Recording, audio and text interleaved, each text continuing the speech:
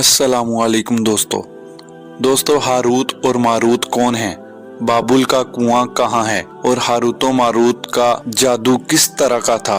ये वो पुरइसरार सवालात हैं जिनके जवाब तो बहुत हैं और लिखने वालों ने भी बहुत कुछ लिखा है, लेकिन उन किस्से कहानियों में हकीकत को तलाश करना गहरे समंदर से मोती निकालने के बराबर है।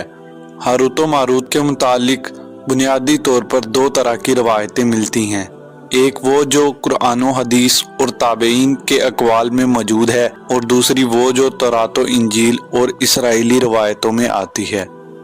लेकिन उन इसराइली रवायतों को बेशतर उलमा और मुअर्रिखीन ने तायीद की है। इस वीडियो में हम उन दोनों तरह की रवायतों को मुकम्मल तौर पर पेश करेंगे। रवायतों के मुताबिक हज़रत इदरीस अलैहिस्सलाम के ज़माने में एक मर्तबा ज़मीन और आसमान के दरमियान से पर्दों को हटा दिया गया और फरिश्तों ने ज़मीन पर आबाद इंसानों को देखकर ताज्जुब किया और बोले, या रब्बुल आलमीन, हम तो गुनाह के करीब भी नहीं जाते, लेकिन ये बदनी आदम गुनाहों में इतने मुब्तला हैं।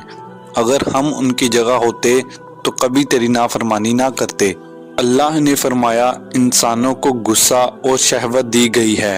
अगर ये चीज़ें तुम्हें दी जाएं तो तुम भी इसी तरह गुनाहों में मुलव्विस हो जाओगे। लेकिन फरिश्तों ने कहा, हम ऐसा हरगिज़ ना करेंगे। लिहाजा फरिश्तों ने अपनी जमात में से दो इंतहाई इताअत गुजार फरिश्तों को चुन लिया, जिनका नाम हारूत और मारूत था।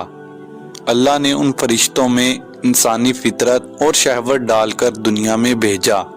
वो शहर बाबुल में दो खूबसूरत इंसान बनकर आए और काजी के काम पर मुकर्रर हो गए, जहां वो लोगों के दरमियान फैसले किया करते थे। एक दिन उनके पास एक औरत अपना मुकदमा लेकर आई और कहा कि उसका शोहर उसे बहुत परेशान करता है। हारूत और मारूत ने जब उस औरत को देखा तो उसकी खूबसूरती पर मायूब हो गए और उस पर आशिक हो गए। उन्होंने उस औरत से जिना की ख्वाहिश की तो औरत ने उनसे कहा, मैं तुम्हारी ये ख्वाहिश तभी पूरी करूंगी जब तुम बुतों की पूजा करो, शराब पियो और मेरे शोहर को कत्ल कर दो। हारूत और मारूत ने शराब नोशी को छोटा गुनाह समझकर पी लिया और नशे की मस्ती में दो और कबीरा गुनाह कर बैठे। उस औरत ने उनसे आसमान पर चढ़ने का अमल भी सीख लिया, जिसके जरिए वो आसमान पर जाते थे। जब औरत उस अमल के जरिए आसमान पर गई तो अल्लाह के हुक्म से उसे सियारे की शक्ल में मुसख कर दिया गया, और चूंकि उस औरत का नाम जोहरा था तो वो सियारा जोहरा कहलाया, जिसे आज वीनस कहा जाता है। उस गुनाह की वजह से हारूत और मारूत खुद वो इसमें आजम भूल गए, जिसे पढ़कर वो आसमान पर जाते थे, और बतौर सजा उन्हें बाबुल के एक कुएं में उल्टा लटका दिया गया, जहां वो ता क़यामत यूं ही कैद रहेंगे। ये एक इसराइली रवायत है जिसे इमाम इब्ने कासिर और फखरुद्दीन राजी जैसे मुफस्सरीन अफसाना और मन घड़त कहानी करार देकर सख्ती से रद्द कर देते हैं। वहीं इमाम सयूती जैसे उलमा इस रवायत को मुस्तनद मानते हैं। हारूत और मारूत और चाहे बाबुल के किस्से में एक और रवायत कसरत से बयान की जाती है, जिसके मुताबिक एक ज़माना ऐसा था कि जब शहर बाबुल रुए ज़मीन पर तहजीब व तमद्दन का मरकज़ था। यहाँ के लोग बातिल खुदा की पुरस्तिश किया करते थे। यहाँ के लोग अपनी किस्मत उनसे वाबस्ता समझते थे, इसलिए इल्मे नजूम और इल्मे फल्कियात में बहुत माहिर थे। उनके बुत किदों में सितारों की पूजा की जाती थी।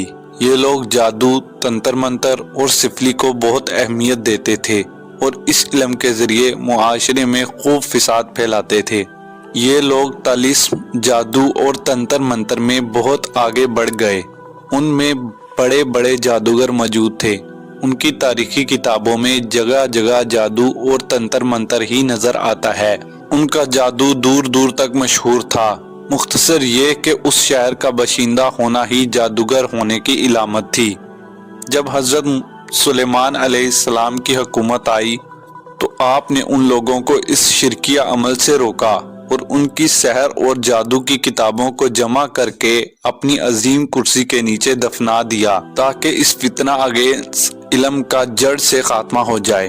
جب سلیمان علیہ السلام کی وفات ہوئی تو شیطان نے ان کتابوں کو دوبارہ کھود کر نکالا اور لوگوں سے کہا سلیمان علیہ السلام پیغمبر نہیں تھے بلکہ ان کتابوں کے ذریعے حکومت کرتے تھے، لہٰذا ان کا ہوا میں اڑنا، جنات پر قابو اور ان کے طرح طرح کے معجزات، جادو اور سفلی کا عمل تھا۔ بنی اسرائیل نے اس کی پیروی کی اور ان کتابوں کو پڑھنا شروع کر دیا، لہٰذا یہ شر انگیز علم دوبارہ اس قوم میں سرایت کر گیا۔